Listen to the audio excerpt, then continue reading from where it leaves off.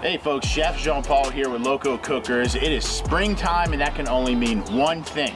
Crawfish is in season and this is the first boil of my year. I'm using a 100-quart LoCo boiling pot. I got 36 pounds of crawfish, potatoes, corn, celery, onions, sausage, all the works. But really, this is a simple how-to boil crawfish like a true Louisianan. This is just the way that I grew up cooking crawfish. We want to fill this pot up till about the 5th hole, but that's what it's going to take. And then we're going to, flip on the flame, if you will, and start getting that water hot to make sure when we're ready to start boiling, we're not waiting on the water, it's waiting on us. We got the right amount of water in our pot. Let's kick it off. Now, whenever you attach propane to a line, you need to kind of bleed the lines because there's a lot of air in this line. So what we want to do is turn on the main valve, then turn on the regulator. And I like to just let it bleed for like 5 seconds. Let that air get through and really the gas start to make its way into the ignition. Now turn it off, kind of let it breathe a little bit so we not blow anybody up. Then I'll turn it back on. Now that I know there's gas in those lines, I have the Sure Spark here. Give it a little click. Easy on right there. No lighter needed, no matches. It's an easy spark and a jet burner.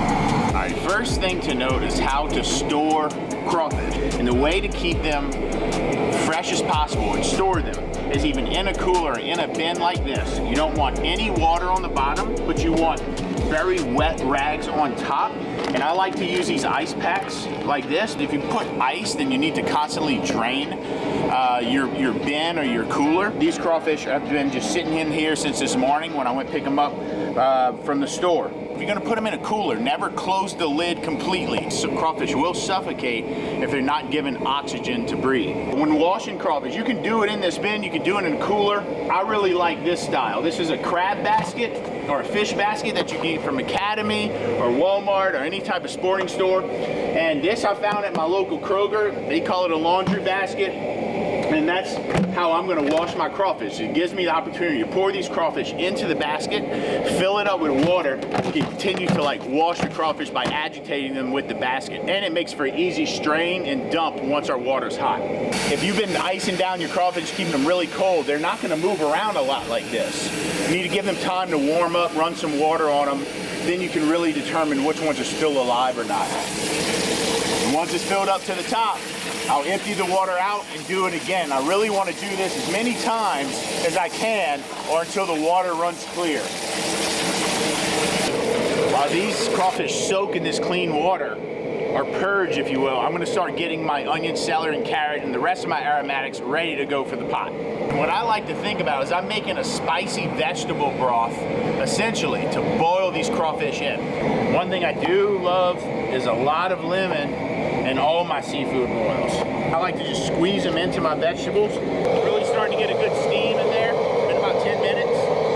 And dump all of our, at least our onion, celery, and carrot, and lemon right into that water. Rinse that bin out. Let that come up to a boil. Let's go see how our crawfish are looking. Let it drain. You can see this water, look how dirty that water is. Dumping that out. We're gonna do it again. Let's talk a little bit about seasoning your crawfish boil. There's all kind of different blends out there that you can get at the grocery store or on Amazon. But one of my little secrets that I love is this minced garlic. Instead of just dumping it in to your pot, what I like to do is go buy a pair of ladies' pantyhose. Cut off a leg. Now take that pantyhose and wrap it around that guy and into this thing. I'm just gonna do that. And what this does, it'll add all that garlic punch into your boil, but it won't have that garlic kind of floating around. Next is our powdered or dry seasoning. So we go right into the pot, the whole bag. A little bit of liquid crab oil. Now that we're boiling and seasoned, it's time to add our potatoes, sausage, and green beans to the mix. We're gonna boil for about 5 to 10 minutes, 5 minutes, then we're gonna go in with the crawfish. Our potatoes have been boiling for about 5 5 minutes. They're about halfway done. You go in with crawfish.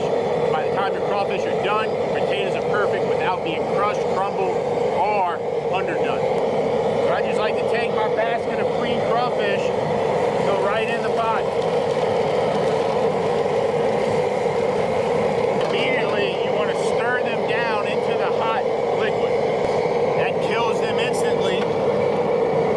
Make sure that all that hot water is getting in between all those crawfish. So a word of advice on boiling time. The smaller your crawfish are, the less time you want to boil. The bigger they are, the more. I'm probably going to just let them come up to a boil, minute and a half, 2 minutes, then cut them off. I don't want them to overcook.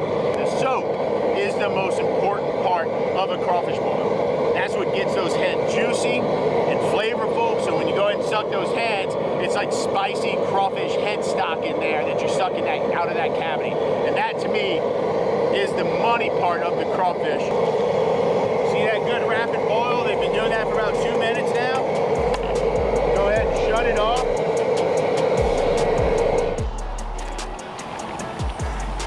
And then what I like to do is take a small bag of ice and get it right in.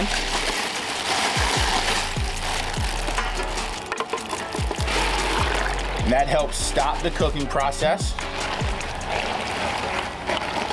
Additionally, this is when I throw my frozen corn in. It kind of acts like the ice as well. Corn just needs to heat up, and since these are going to soak for 20 minutes, that gives the corn enough time to heat up, but also helps cool the crawfish boil. All right, our crawfish have been soaking for 20 minutes. You can tell they're pretty much all have sunken down to the bottom. It's a good sign. That's how we want our soak. So, really cool thing about these LoCo cookers, they have these lips on the side of the boiling pot and the basket, and you can just turn them and allow your crawfish to drain right here real nice. It's really helpful when you're moving crawfish from point A to point B and not dripping hot liquid all over your feet.